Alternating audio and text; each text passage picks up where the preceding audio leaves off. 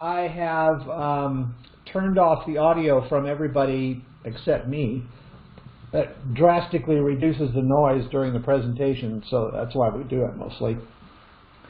But it doesn't necessarily stop you from participating. If you want to ask a question or make a comment as we go along, you can use the chat feature of this video conference system. If you hover around on your screen somewhere, the conference call screen, eventually a chat button or box will pop up. It looks like a cartoon bubble. So if you click on that, then you get a little separate window off to the side or somewhere on the screen. And you can just type message, type a question, type a comment, and it's generally set up to default to everyone. It sends the message to everyone, and whoever's watching the chat system sees that. I will do my best to watch that. Sometimes I get distracted by the presentation and what I'm trying to remember to say and all that good stuff. But anyway, that's the thing to do, is use that chat system. And we'll open things back up at the end, see if there's any last-minute questions or comments, that sort of thing. So here we go. This is just a reminder that this whole Parlor Car Chat program is brought to you by the San Luis Obispo Railroad Museum, which has been basically shut down since April-ish or something like that. So if you appreciate these or want to help keep the museum in business, we would greatly appreciate a donation. And there you can see on the website, under the support main menu, there is a make a donation, and you just click on that and you'll go there. That would be great. While I'm here, the most recent thing that's happened at the museum and the website is that a book that Glenn Madison has been working on. He wrote and illustrated this little children's book called Danny the Diesel Locomotive. It is now available online at the museum's website. Click on the word details underneath that picture, and you'll find a PDF copy of the book that you can print out and read, or scroll through and read, and also a video of Glenn narrating or reading the book to you. So that's kind of fun, particularly if you have any little ones at home or little grandkids that you'd like to share that with. So, okay, moving on.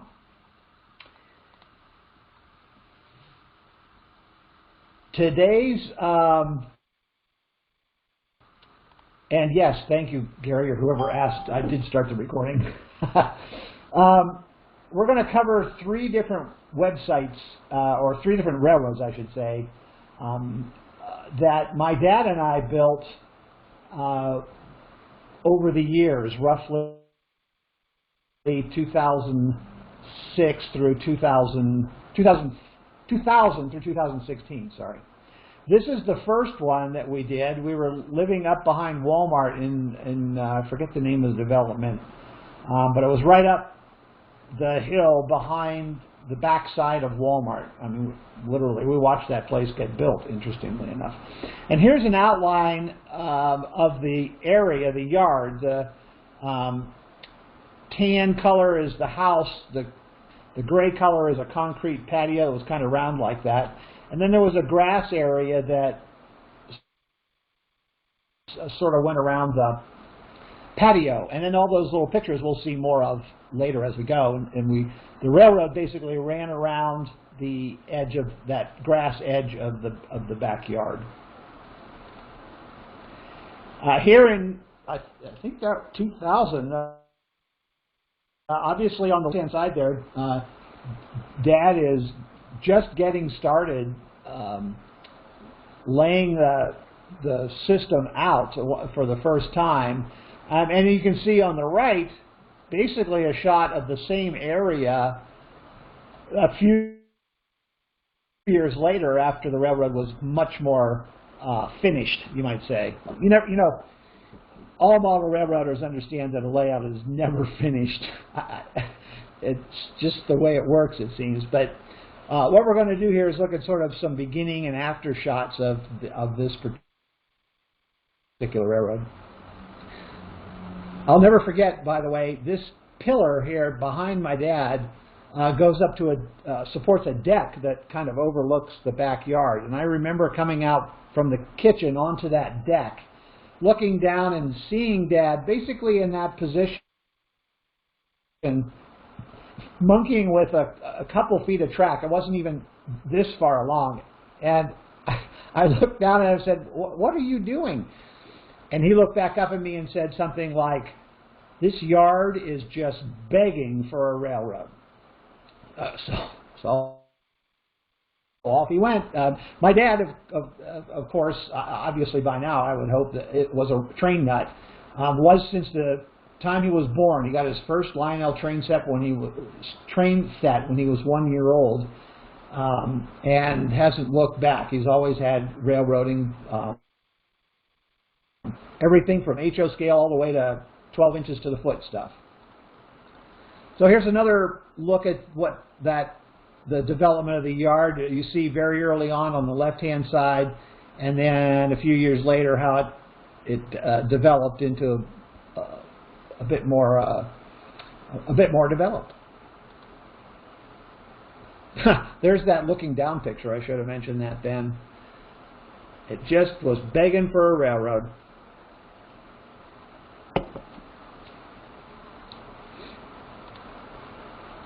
This is the other end. The first couple of pictures that we saw were at the other end of this railroad, which was really just one big loop where most of the main line was pretty close together and just had kind of a bulb at the end of each end to send the train back the other way.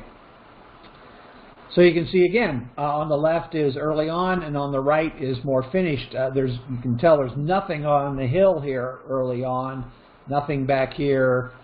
There looks like maybe there's a building of some sort. But in the picture on the right, there's a mine going up the hill. There's a mine shack of some sort. There's a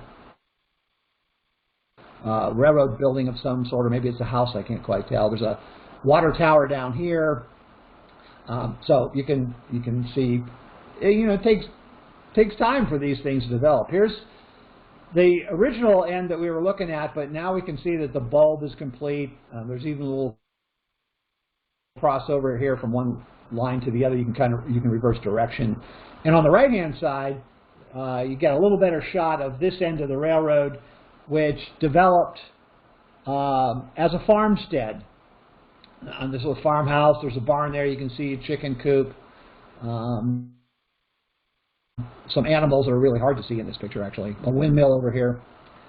Each area of the railroad developed its own character, and generally speaking, we used, Dad and I, names, town names, farm names, and whatnot from our childhoods, and or history anyway, not necessarily childhoods, I guess. To name all these things. So this was the, well, now I forget which was it. This was in the town of Fosterville. Why not, right? And this was the farmstead that was just outside Fosterville. I think it was the Little Princess or something. Maybe we'll see that along the way. All right, on the left is the Triple T Mining Company. That was that building that we saw in the earlier picture going up the side of the hill. And Triple T was Trevor, Tracy, and I don't know, a couple of names in the family. So that's how we chose to name stuff. It was kind of fun. On the right, the close-up of that water tower that I mentioned earlier that was near that little walkover bridge to get on the other side of the railroad. Here's some of the other buildings that were on the along the line. On the far left, the left picture and the far left of the picture was the Rasmussen General Store. That was my grandfather's name, Rasmussen. And then the Shamokin Yard is the picture on the right. There was a railroad tower, control tower there, a shed of some sort. And I don't remember exactly what's behind the guy that's standing on there on the platform to the left of the buildings. I'm not sure. Used a lot of family names for different things. There's another shot of the Triple T mine. To the right of it is the Cora Savage Elementary School. That was my grandmother's name. And generally speaking, as these railroads developed, we would all ultimately finish them off by actually putting labels on the building, a name over the door, or like you would see on a mine or a school building or something. And the actually, I'm sorry, I misspoke, I think. The picture on the right, in the lower right, that's the elementary school. The building to the right, mine, in the upper left-hand picture is just another mine building of some sort. Okay. There's, in the lower right, some more office building type things on the railroad, and at the far end of that building is the headquarters or offices of the PB&J Railroad, which I probably should mention stands for Pacific Bill and Jamie Railroad. Bill was my dad's name. And you can kind of see a very worn title head over the window here. It did say at one time PBJRR. About the only thing left is the RR at this point. Up in the upper left-hand corner, it was fun to, in addition to having the railroad out there, we set up that outside patio as kind of a railroad platform style. So you see the milk can there. Over in the left-hand side, you see an old wooden cart. We chose furniture that was readily available. The furniture wasn't antiques, but they kind of looked like old benches that you might see out there. It was definitely a railroad backyard. Here's a couple other pictures of the railroad, the upper left one being over on the mine side, which we've already talked about quite a bit. To the right of the bush there was where the school was, and I'm not sure, the general store, maybe that was the Rasmussen General Store. On the left, and I think we'll have the better way on the left, we'll have a better picture of it later, is an engine house that we put on the line. But the fun part about that was this section of the roof, where it's kind of white looking, and this wall, this whole side wall, were both transparent plexiglass. And that lets you do some interesting things, like set up a vignette inside the building. And in this case, we had railroad workers working on some cars or a locomotive or something like that. So you get not only a building there, but you can also see into the life of what went on in that building. And on the right, we had a hobo camp. Doesn't every railroad have a hobo camp of some sort, living in an abandoned rail car? Here's another close-up of the Princess Farmstead. That's, of course, what we called our daughter, Princess. So this is her farmstead. And she got to decorate it a little bit once in a while. There's a close-up of the farmhouse. And it looks like Mom's out front doing something, maybe some gardening.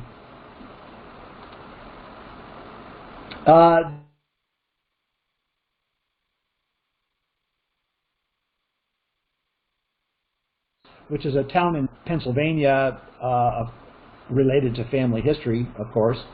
And we set up the Shamokin Station platform there. You can see the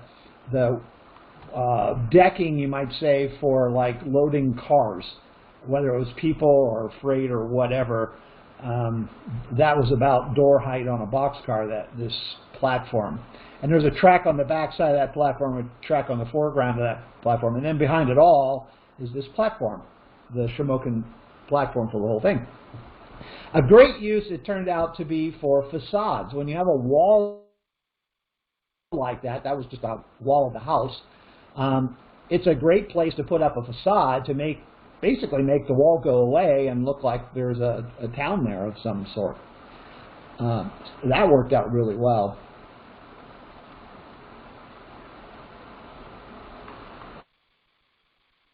Let's see, I'm checking here to see if there's any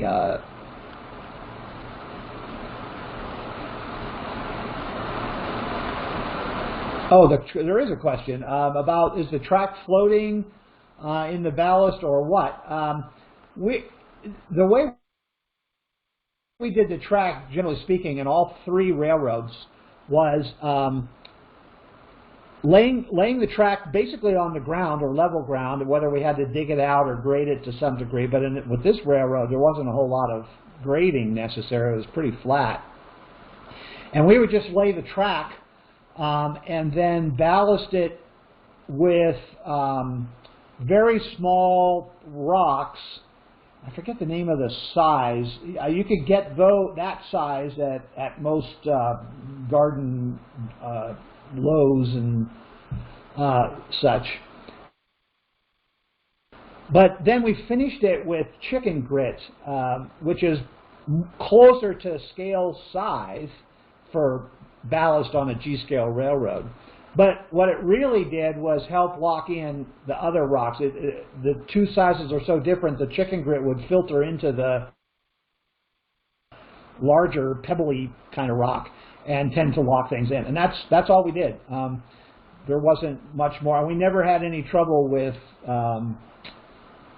stuff rising up out of the ballast or whatnot. Every once in a while we did reballast because things would kind of sink a little bit, but that's about all the maintenance that we did. Oh, whoops, I didn't mean to go by that. Here's another shot of the other portion of that Shamokin area. The Shamokin station that we looked at begins here and goes on up to the picture on the right. You can't see those facades. But here is the railroad tower, top center, that controls the yard, and then a railroad building of some sort. Oh, and I see this is a gravel or sand or ballast pit of some sort on that platform. And then down in the lower part of the picture, you can see an engine house for the railroad, a water tower, and some other work shed of some sort.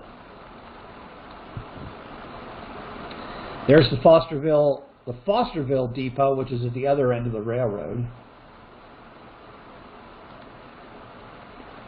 There's a good look inside that, on the right-hand side of the frame, a good look into that engine house that had the transparent plexiglass sides. The wall on the left, which you only can see kind of a long angle of, it was plexiglass, and the roof was plexiglass. So even if you didn't bend down, you could still see into the building. And as I described, it was what we had in there was some railroad workers working on a car. On the left, this is some more stuff that we put on the patio down there to give more of a railroad feel. There was in the upper part of that picture, there's a 4-chime whistle that works on a bellows. It was kind of cute, that we could blow. And the bell there, mounted, you could also ring. You can see the rope and the clapper there hanging from the bell. Neither one of those were antiques. The bell was a Pennsylvania Railroad theme. It was not old, I don't believe. I think it was a modern souvenir kind of thing.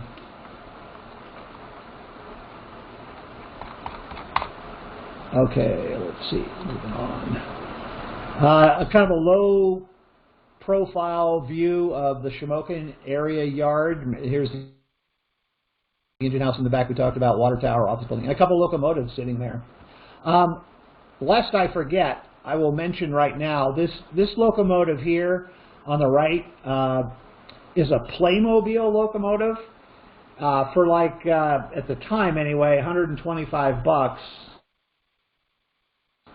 And you could get this battery-powered locomotive, battery-powered control for it, remote control, and that train and a couple others, also by Playmobil that we had over the years, were fantastic for the kids. We could charge those up fast. The controls were relatively simple, and the kids just ran the heck out of the train.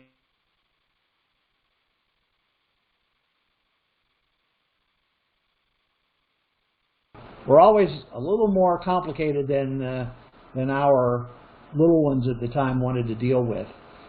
So remember that. I don't know if Playmobil still makes these or not. It's been so long since we bought one. But it'd be worth checking, if particularly if you have kids or grandkids that are going to come play with your railroad.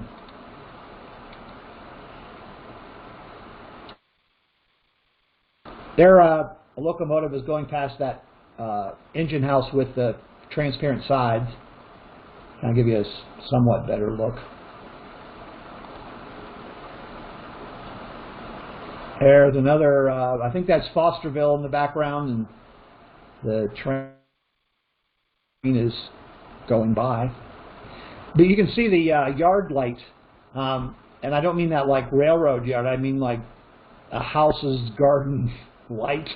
Those lights nicely lit up the area at night so that we could run at night.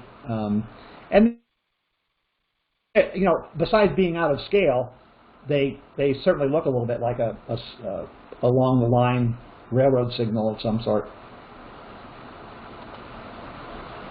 There's kind of a long view of what I refer to as the Shamokin area, these facades on the right, and then down at the end of the tracks in the yard, there's the control tower and engine house and water tower and such.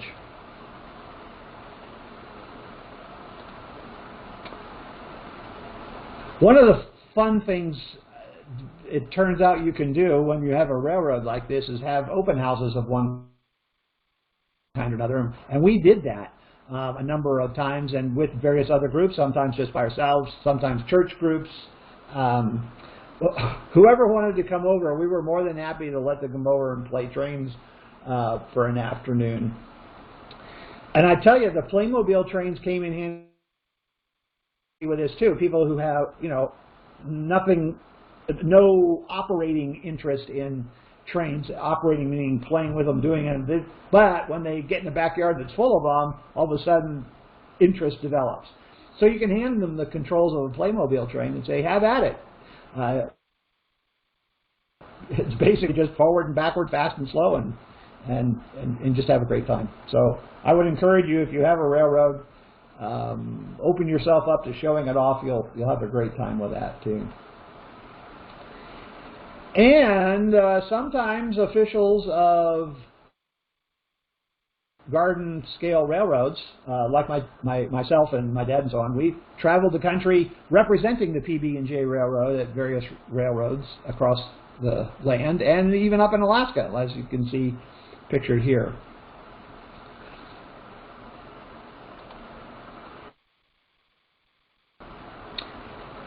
One of the things that developed was access to this railroad.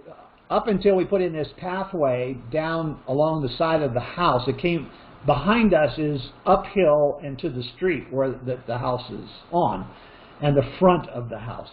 So getting down to the backyard until we put this path in was only through the house. So it wasn't too long into the process before we realized a pathway down along the outside would be handy, particularly when we have lots of people coming for an open house or something along those lines. Or if it was wet and raining, we didn't want people traipsing through the house. That was kind of handy. There's that facade. It's kind of a nicer picture than we've seen of it before. The sun was not brilliant. It was behind the clouds. You can see that it had been raining. It's wet in the foreground. But those guys are out watching the trains come and go.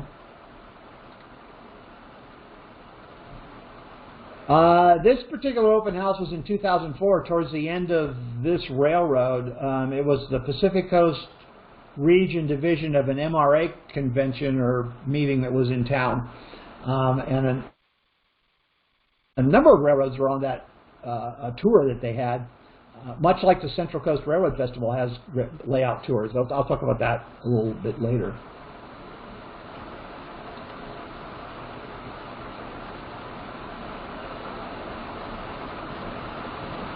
And then there's just another little vignette.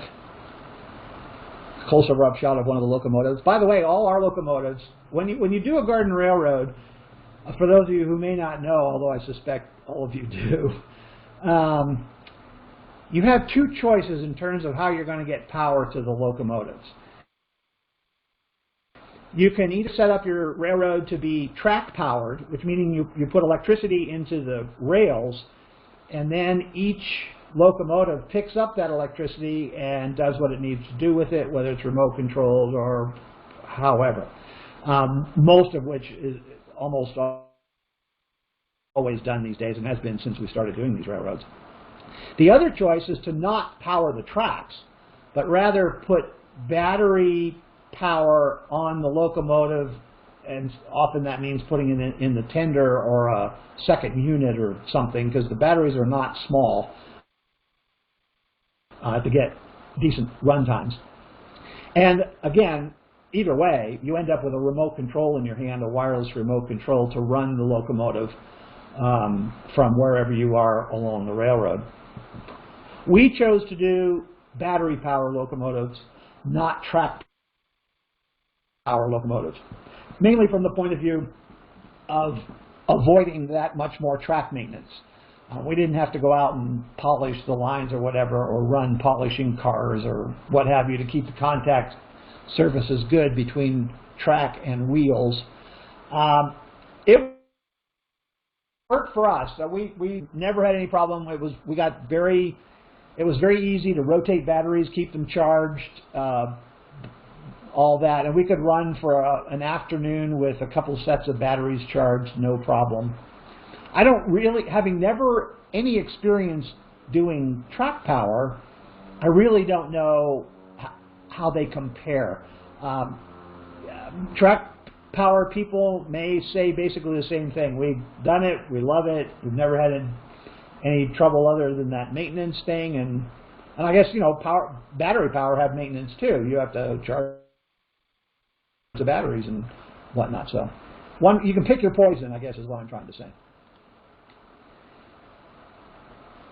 One of the things that we did with the railroad that was always fun was creating vignettes of one kind or another, whether there was washouts because of rain and we had to put workers in to dig stuff out, or in this case, this was the townspeople gathering for a fond farewell, quote unquote. The newspaper article that we published, and I'll talk about that in a minute, had this quote on it: "Nearly everyone in Shamokin and Fosterville came to bid farewell to the Pacificville and Jamie Railroad, PB&JRR, a good friend to the community for the past 5 years." That was a fun aspect of running this railroad. When we created the website for it, we sort of created an 1890 something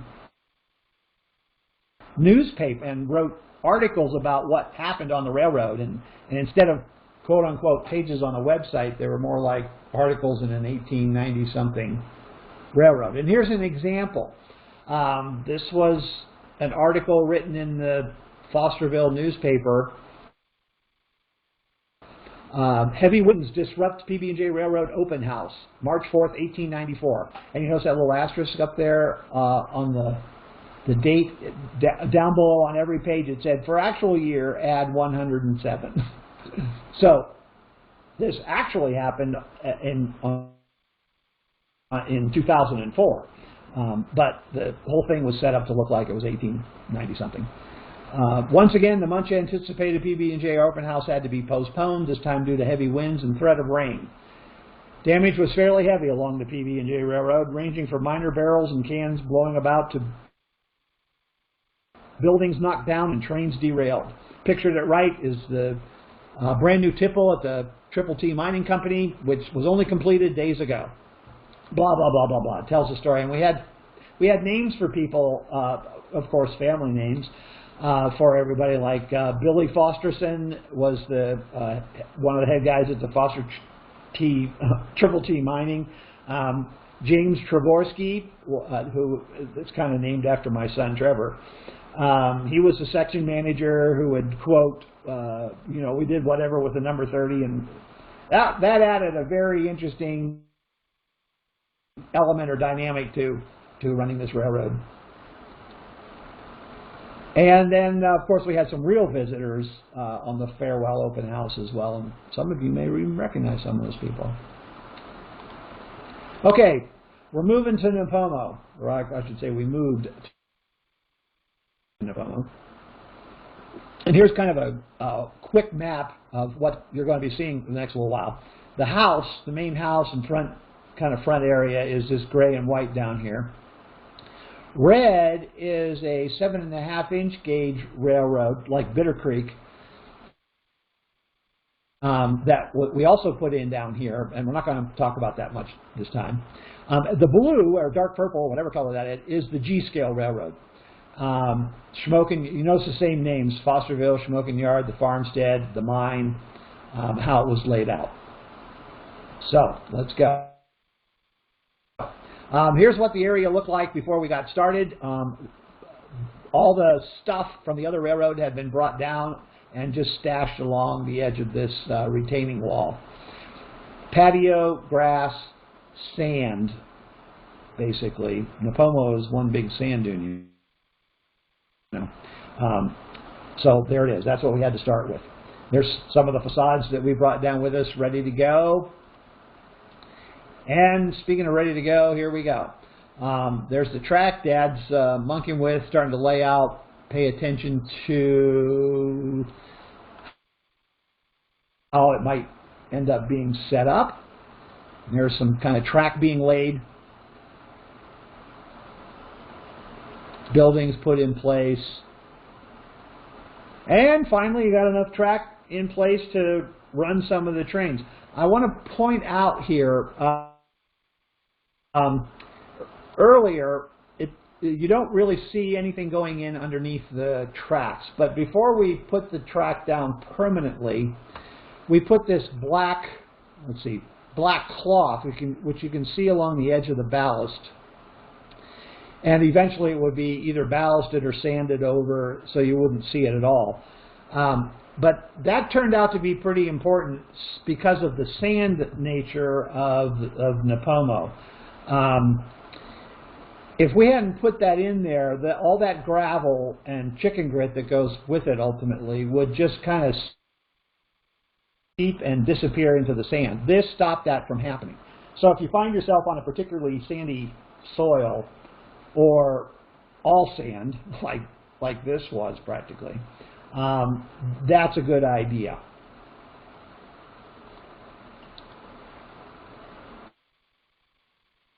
There's a little bit more of the area you can see. We ended up calling this area 3 trees because there are, of course, 3 trees. There's the farmstead getting kind of set out for the first time. This was a pond, a retention pond in front of the house for rainwater. And that's where we chose to put the Triple T Mining Company, since it kind of needed a dramatic uphill slope. That worked out well. This building did not stay there. We moved that up or somewhere because obviously that building would end up floating if we got a good rain down there in Nipomo, which does happen once in a while. And you'll see how we did get the railroad at least partially the way there before this railroad ended. There you can see the yard getting laid out. You can see the edge of that cloth material we put down to make sure the ballast didn't disappear on us. Now we're starting around, there was a loop around the 3 trees area. It went all the way around, and then we also hooked in the main line. This was more of a point-to-point railroad as opposed to a loop like the previous one was, or dog bone, I guess would be the way to put it. But this was an opportunity on this end of this loop here to put in a Y. This amounted to a Y for us so that we could turn trains if we needed to. There's a little bit more of it coming in. You can see that Shamokin is a little more in place, the railroad yard. 3 trees area, which is where the farmstead, or no, not the farmstead. There was a lumber company in there. That would be appropriate for its 3 trees, right? And then Fosterville on the backside, the farmstead here, and then off to the left, which you can't see, is where the Triple T Mining Company went. So a little further along, Three Trees is growing strong. The more the loop is in it, and this now shows that there's a line running off of the loop that does a cross over, or a diamond, I should say, with the main line heading towards Fosterville. This is what shoots off to the farmstead on the right, out of the picture. You can't see it. And then beyond the farmstead over to the mine, which you also can't see in the picture. There's kind of a ground level view of the Shamokin station. Another ground level view. 2 trains out that day. There's the Shamokin Tower. Okay, now you can see the line has gotten over to the farmstead. You know, the farm needed to be served by rail. We never really made up why. Could have been dairy or whatever was going to leave the farm. And then this other more winding track is heading over towards that mining operation. There's a close-up of the farmstead building and some of the equipment. There we are working on the track that would go on into Fosterville. This is Fosterville down here on the lower left. You can see now that some ballasting has taken place. Oh, this is a fun thing to do. If you have buildings or facades that you can't actually see into, it's kind of fun to find pictures of scenes that are appropriate for what era and so on that you're doing, and put those scenes on the inside of the windows that are on your model buildings. Like this one. This is just a paper picture stuck to the inside of the window of this building, and it gives the impression that something's going on in there. A view from the other side. We put this grass in, by the way, because we wanted to have a grassy area for the animals and so on with the farmstead. It was sort of like the only green acre that was out there. Okay, here we go. Well, there's another example of those pictures printed off and stuck behind windows and doors and whatnot in a building.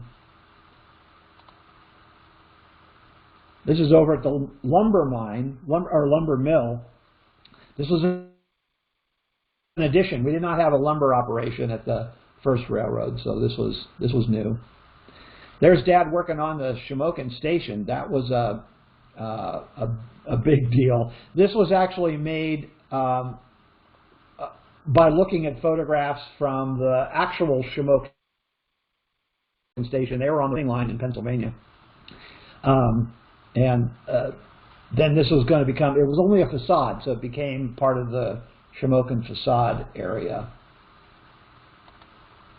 And there it is, a little more completed, or at least completed enough to be in place.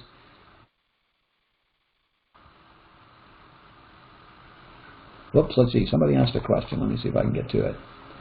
Is the station made of foam? I don't. There might be foam in it. Gosh, it seems to me it was almost all wood. You can see wood here. These are certainly wood pillars, wood beam there.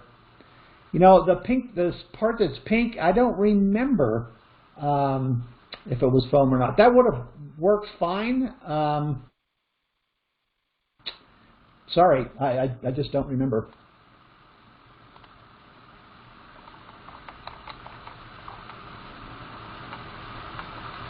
Let's see, the station made of foam or just pink. Yeah, it was painted. I don't know if it was the foam was that or not. Okay, there was another news article for this little storm disaster that occurred one day on the farm. Same disaster, took out the Triple T mining company. Took weeks to recover from that. Here's how the line to the Triple T Mine Company developed.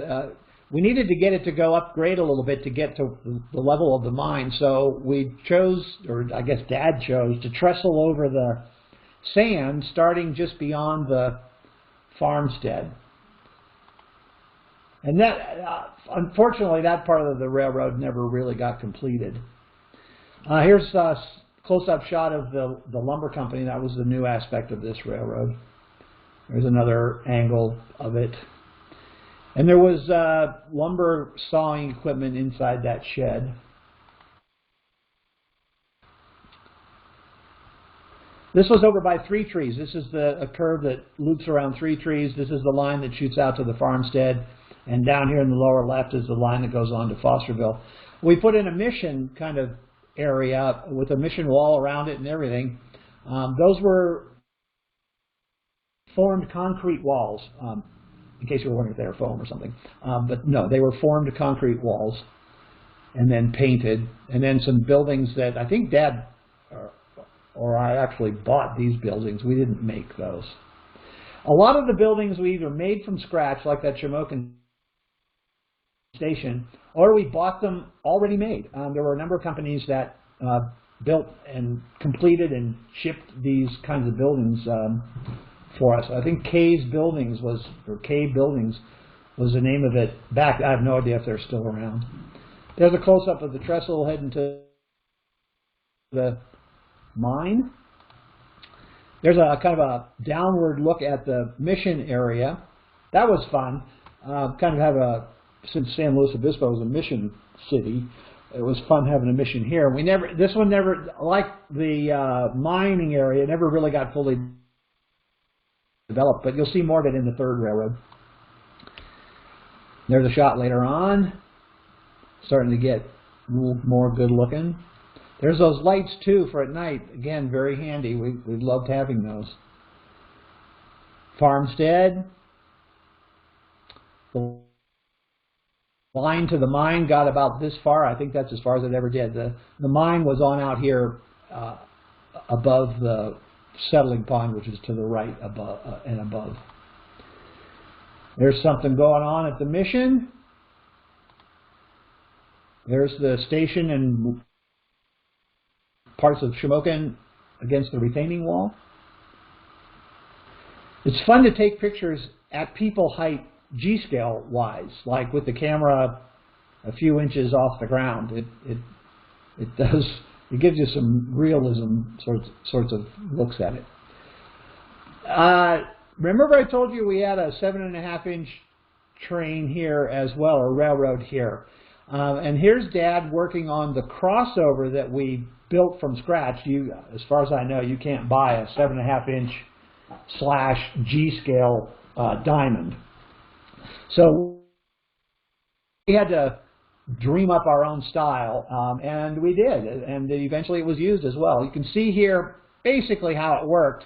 There was a little piece of G-scale track in between the 7.5-inch rails, and then there was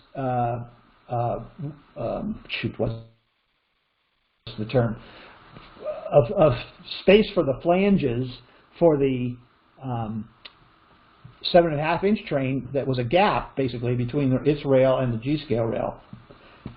The flange way for the G-scale was just kind of sawed down into the 7.5-inch track a little bit, because obviously a G-scale flange isn't all that deep. So there's another. Let's see if we have a more final picture. Maybe not. The other thing we did was to operate this, you lift out the G-scale section of track and let the 7.5-inch go through, or you set this little segment of G-scale track down inside between the rails, and then the G-scale could go across. So it wasn't real automatic or anything, but it let us get the job done when we needed to. Another one of those G-scale angle pictures over by the lumber yard. Oh, there it has a closer to, that's pretty much the finished look right there of that G-scale / 7.5-inch diamond. And there Dad comes across with a speeder and a little caboose behind it on the 7.5-inch track. He just went across where the G-scale track is. That diamond is right there.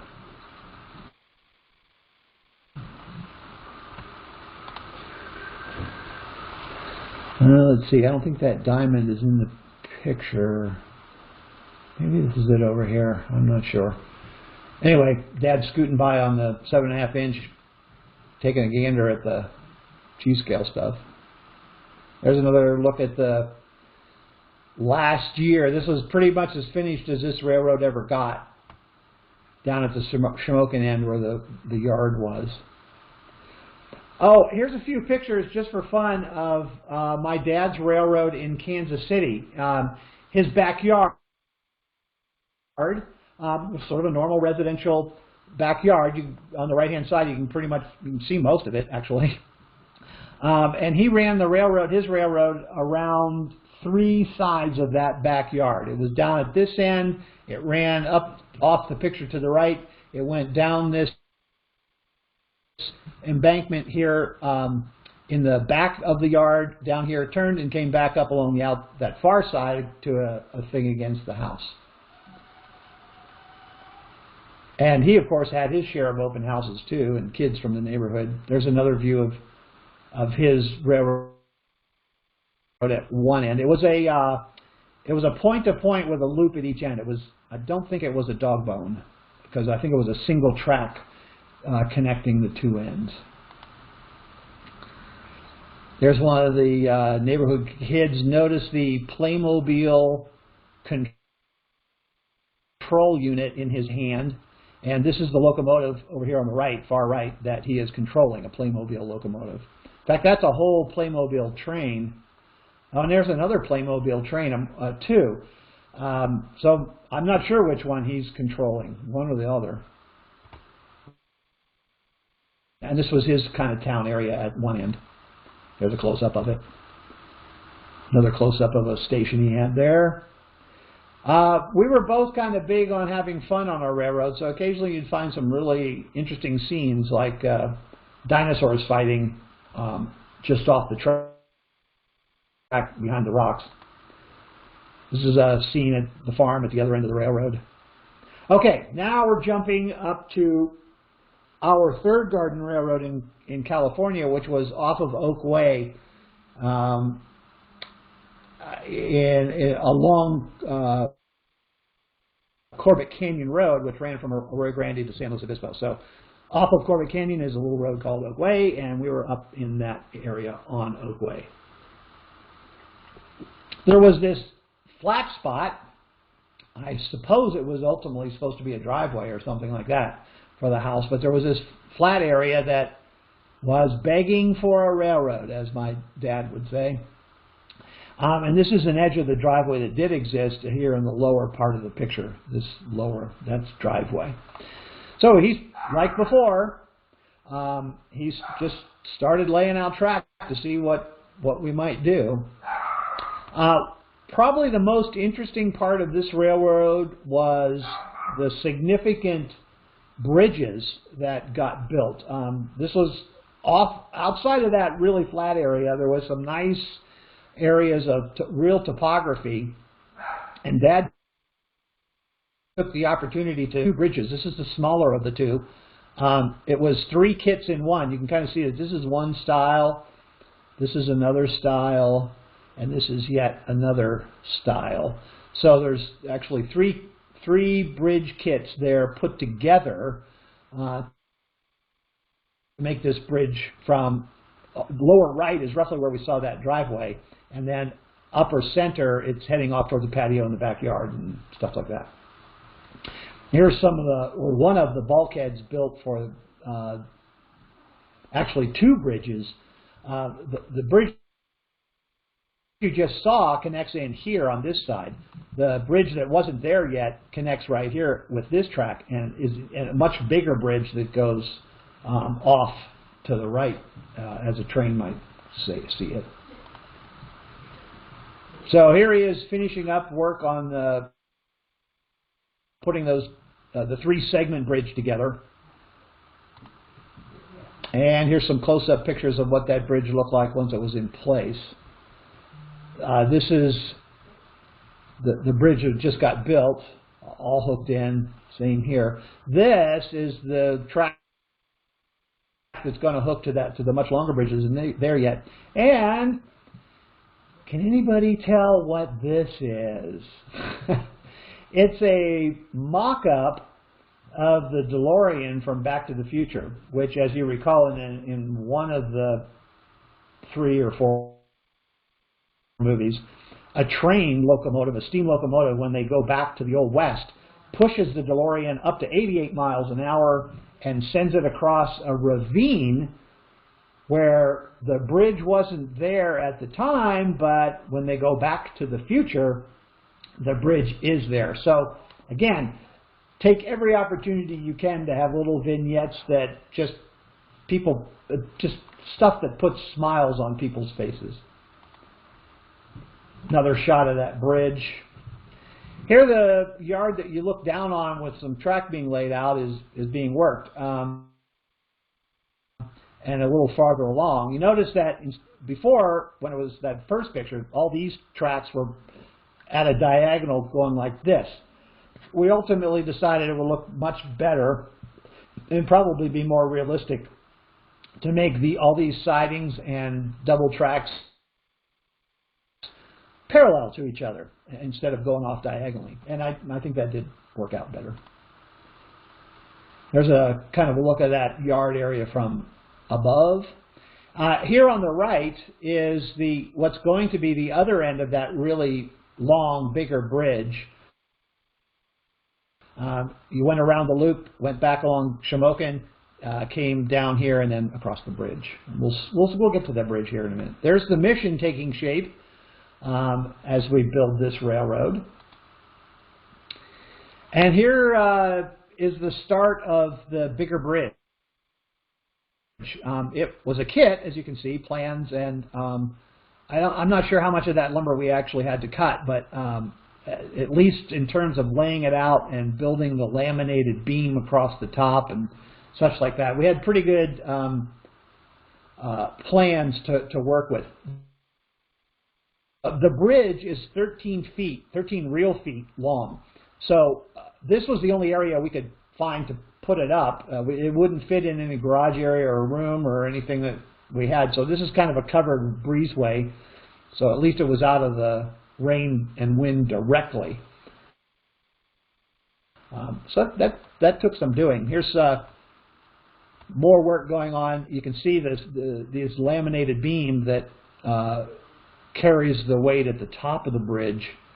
Let's see, there's 1, 2, 3, 4, 5, 6, 7, at least, looks like at least 7 layers of wood in that laminated beam. There the bridge is taking more shape. You notice we had to have an extension to it because the main piece of the bridge itself wasn't long enough to get across that span. So there it is, all kind of in place. There's the big span, the 2 little spans on either end. What's not here yet are the pillars to support the area, the junction. So there'll be a pillar here where the little and the big meet, and there'll be a concrete pillar at the other end where the little and the big meet. And you can see Dad here on the right trying to line things up so it all ultimately fits together. Now you can see the bridge is in place. Both of them, actually. The little one in the foreground and the bigger one in the background. And if you can look closely here, there's a concrete pillar holding up that junction of the pieces, and there's the other concrete pillar holding up the junction at the other end with the full span open in between. And Dad poured those. We made those concrete forms ourselves. We created the forms and poured the concrete so there'd be the right height, the right size, the right depth in the ground. Those are buried probably, I'm guessing 3 to 5 inches, something like that. And there's a picture of a train leaving the bridge. I love these shots of kind of make them look real when you got the right angle going. There's the far end of that bridge that we hadn't looked at really all that closely. There's one of the pillars, one of the two pillars, and there's a train entering the first little section of the bridge and then about to enter the bigger section. There's where the water towers and windmill and some of those things ended up. That's up on the big flat spot that we saw initially. A little bit more of what's going on there. There's another one of those transparent roofed engine houses on the far right.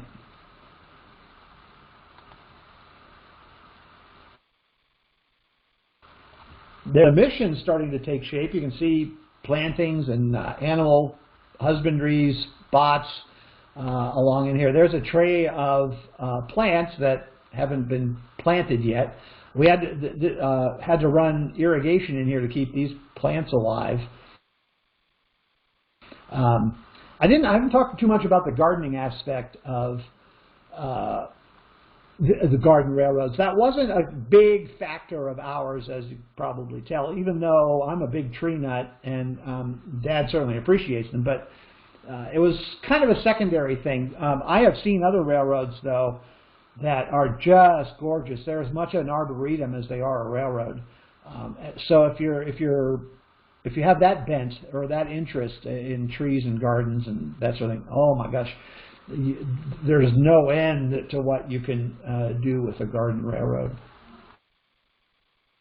Oh, somebody just pointed out that that 13-foot bridge or whatever amounts to about 300 scale feet going across there. Yeah, that was a good one.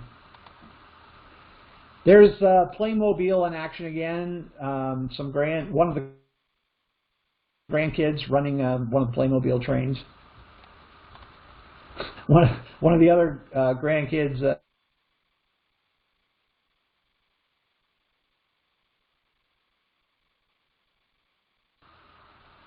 There's another view as things have now developed. You can see the irrigation line in place. Then the stuff grew over that enough that the irrigation lines went away.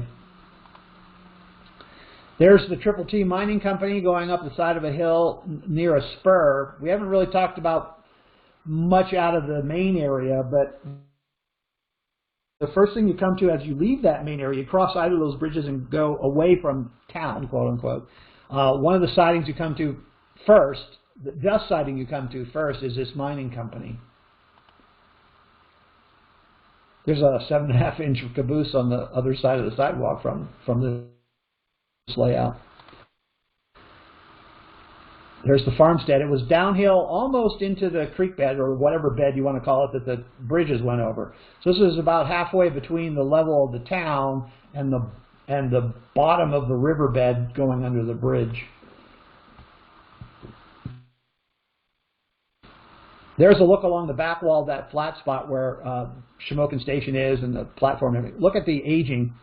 The paint starting to peel and whatnot. That was one of the things that was probably the not track maintenance, but maintenance of the buildings was way more heavy for this. All of our railroads. The wood needed revarnished or repainted or whatever every couple of years to keep them from basically disintegrating. There's the mission. Again, starting to take much better shape. There's the farmstead. Now you can get how it's kind of downhill almost into the riverbed. Another shot uphill from the farmstead.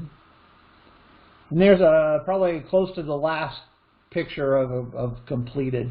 This was an interesting vignette in the back where we had people building the last section of the wall. That was purposely left uncompleted so that the G-scale people could complete it. That's one of the controllers that isn't a Playmobil, a little more complicated, so much more adult interaction needed. This is a tunnel that went from the front yard to the backyard. It was built into the house, but we ended up laying a railroad here, or track, to connect the two for the two ends of the G-scale railroad. And here's some area in the backyard that ultimately got put in, but never completed, really. Trains ran under the trampoline over to an area under another deck in the back of the house with a bunch of stuff going on. She's out front running one of the trains.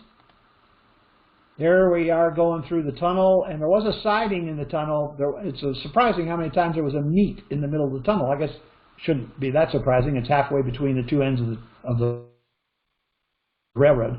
And here's one of my grandkids signaling something. I'm not quite sure what. There's the Triple T Mining Company in operation. This is this layout was on the model layout tour for the Central Coast Railroad Festival one year, and to promote the festival, the news station was looking at a number of train layouts, and so one was ours, and they visited it. It was KCOI Channel 12 at the time, anyway, probably the same still now. They did a live broadcast from the railroad. And we had Dave Baumgartner there singing railroad songs and people taking pictures and so on. And then this is actually, this picture of the guys taking pictures is during the layout tour of the festival. We were open a couple of 2-hour periods or something. I forget how that schedule was exactly. But here are a couple of guys interested in something enough to take pictures of it. I'm guessing the bridge. And during those open houses, we would often let the kids, the grandkids, run some trains. And here's one of the grandkids, got a Playmobil control in his left hand, and he's throwing a switch. The way he's looking, if he throws it to the left, it goes across the little bridge, and if he throws it to the right, it goes across the big bridge. Here's a little bit of that reballasting. Well, actually, this looks like original ballasting. This is the line going into the backyard. Remember, there's the trampoline leg over there. So it looks like we got some help from the grandkids to ballast that line in. We had to cross a brick walkway, and we just, let's see, how did we do that? I think we just had a section that came in and out easily, and when we didn't want it there, we just took it out. There's some bridge maintenance. You see the bridge is old enough that the varnish is wearing off. Dad's getting that corrected. Same over here on the right. This is a piece of the Little Bridge, definitely wearing, and then needed to be revarnished every once in a while. Some more grandkid operating time. There's some grandkid operating time with granddad, actually great granddad.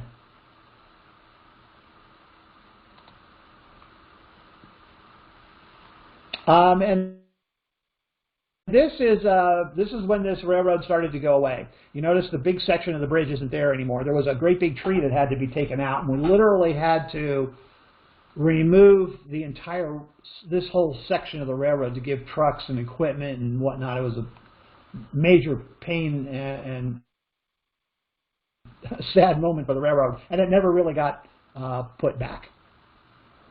There's the stump of the tree that was taken out. Okay, we have made it to the end of the 3 garden railroads. Let me turn on the mic here. So if you want to ask a question now, you can. This last slide is to remind you of a couple of things. One, I told you at the beginning that there's an opportunity to donate to the museum if you feel moved to do that. And in the upper left-hand corner of this slide, you can see the address for that. If you don't go to the website initially and find it under support, you can find it just typing in that address. On the right-hand side of the slide is the couple of things. At the very top, the address for all these Parlor car chats. What's coming up, what's happened, links to videos of the ones that have happened, how to connect for the ones that are about to happen, blah, blah, blah. So everything you need to know about Parlor car chats is there. And as you noticed early on, there was a link to it from the homepage too. The feedback survey that I always ask people to reply to has been updated. It's a little different than if you did it before. So I would ask, even though even if you have done it before, please do it again. It's a new survey. The basic difference is all the Parlor car chats that have been done, all the topics that have been done, as well as all the topics that are already scheduled, have been removed. So now it's asking you what other topics you might like. It gives you a list to choose from, and also gives you an opportunity to just throw out whatever topic you might be interested in. And lastly, 2 weeks from today, we will not meet over Labor Day, and anyway, we've kind of gone to an every other week schedule anyway. We will talk about a special train that the Cumbres and Toltec Railroad runs here in Colorado every year. Actually, they didn't do it this year, but this is an odd year, right?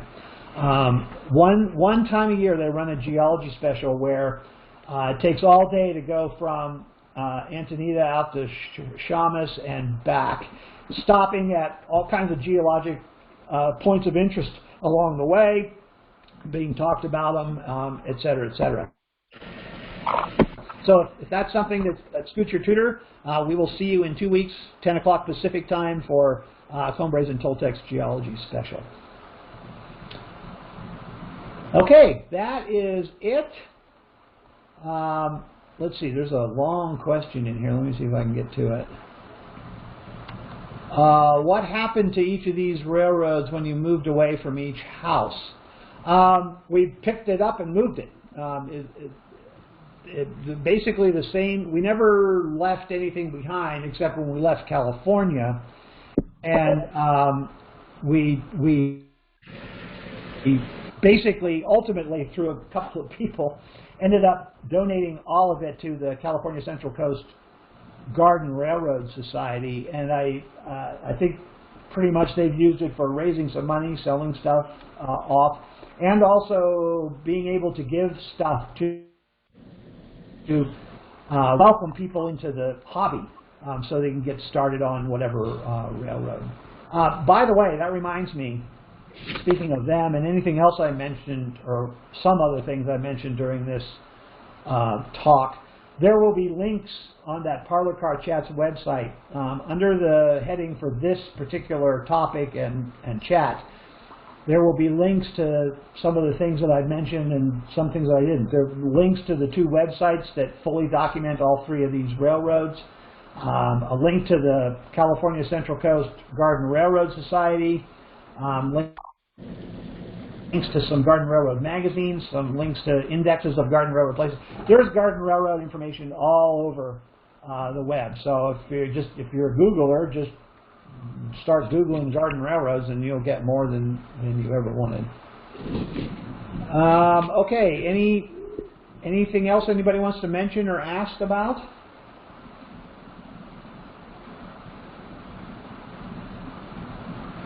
No? Okay, well then, thank you all very much. And we will see those of you interested in geology and trains in Colorado on the 12th of September. Have a great weekend, everybody. Thank you, Jamie. Thanks a lot, Jamie. Great talk.